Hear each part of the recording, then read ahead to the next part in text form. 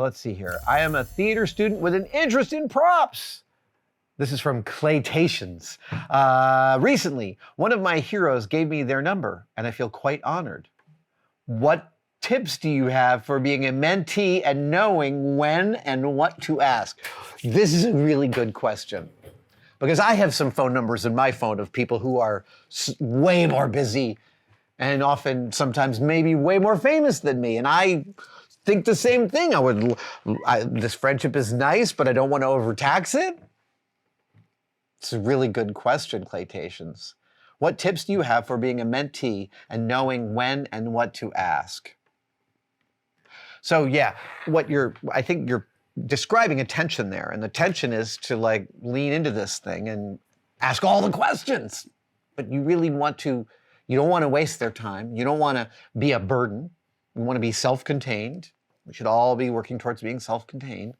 And yet, so I think that the main thing is wait until it's a real question. And the answer to what a real question is, you don't know because it hasn't happened in your head yet. Sometimes the neophyte will ask a question that's so broad it's unanswerable, and thus it's not even wrong. Like someone texted me, DM'd me once on the RPF and said, hey, can you tell me about animatronics? That's an email I'm never going to respond to. It's too big. What am I going to write 10,000 words? That's a engineering field. That's not a question. I would ask questions after you've tried something. If you have a technical question, attack the problem first and then ask the question from the vantage point of your success or failure in tackling that. I did a version of this in the mid-90s. I was teaching myself whip making because I wanted to make the whip from Raiders of the Lost Ark. And I bought a book on Tandy Leather about how to make whip making. I think it's literally even called Introductory Guide to Whip Making. Hand-drawn, really, really useful reference. It's only a short little book with staples in the spine. And using that, I made my first whip out of some 7-ounce Latigo cowhide. I knew that the original whips for Raiders were built out of kangaroo hide. Sorry, I'm getting a little gas there. Apologies.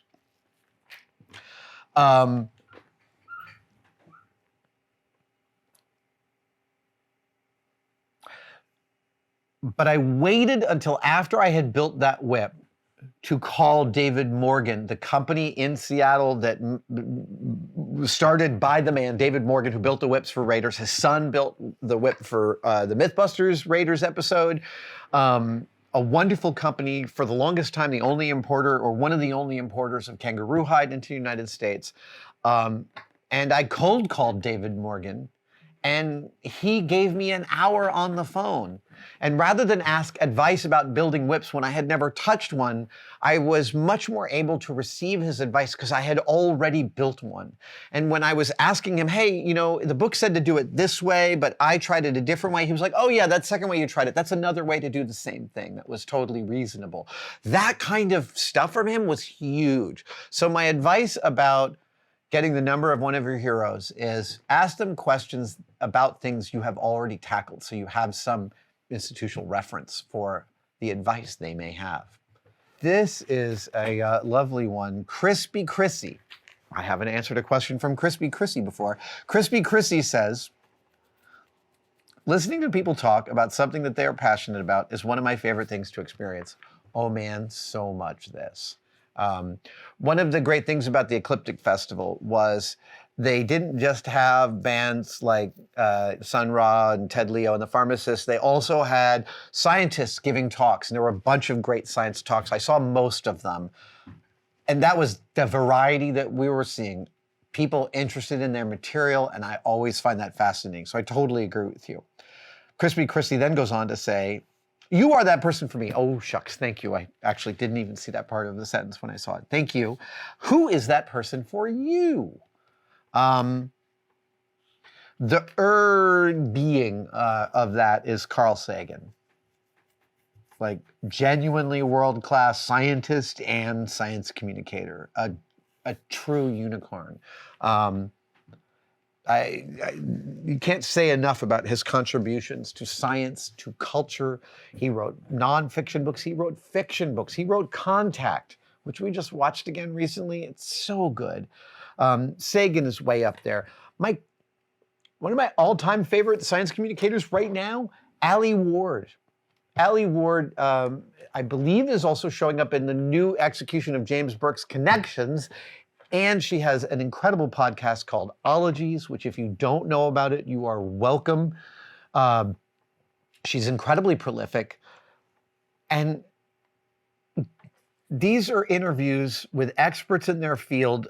They're experts in everything from, something regular like birds to something like crow thanatology, which is one of the most famous episodes she did, all about how crows process death. One of the great hours of podcast listening there is. And in every single episode, Alie is able, she not only finds all this wonderful stuff to exult and to giggle and to laugh about, but she gets the same level of energy out of every single one of her guests. So there's always this point at which one of them is like, oh, like that sound of like, oh, and it's thrilling. I'm just totally here for it. Ologies, a real giant of science communication right now. Chef Tiny says, you have said many times that you love cooking at home. Oh, there's two cooking questions. Do you take the way you work at the cave and apply it to how you cook at home? No, I'm much more structured about my cooking. I try and keep a very clean mise en place, which is a term of art for your layout of your tools and what you're cooking with. I clean as I go when I cook. And that's because I'm in my house. I definitely don't end up with a sink packed with dishes because I totally take time while cooking to clean as I go. And so often when I'm done cooking something, the kitchen's already totally clean. But there's a second cooking question.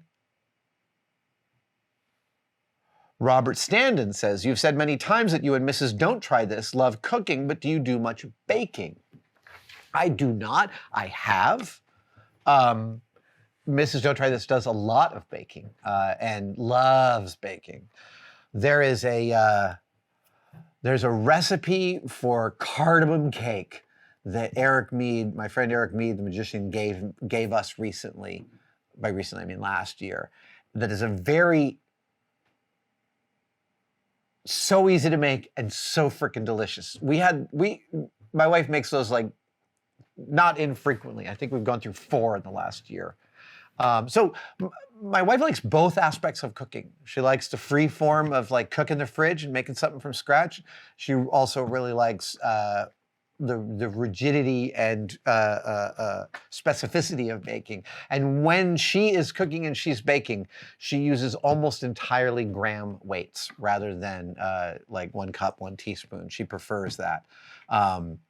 She's been cooking long enough to really have a significant point of view on cookbooks and how well written they are. And many of them are written absolutely garbage. Like time estimates, can I just say that like I've been so scarred by time estimates. Like when, I swear to God, a magazine recipe was like, cook the onions until they're soft, about 5 to 8 minutes. And it's like, that's not how long it takes onions to get soft. That's crazy talk within this specific recipe. So yeah, lots of cooking, lots of baking. Thank you for watching that video. Are you as sick of the tosses to membership as I am? Good, because here's a brand new one that I recorded today and it's nice and short. There are 3 tiers to tested membership and they all offer awesome stuff. Find out about it by clicking the join link below. We'll see you there.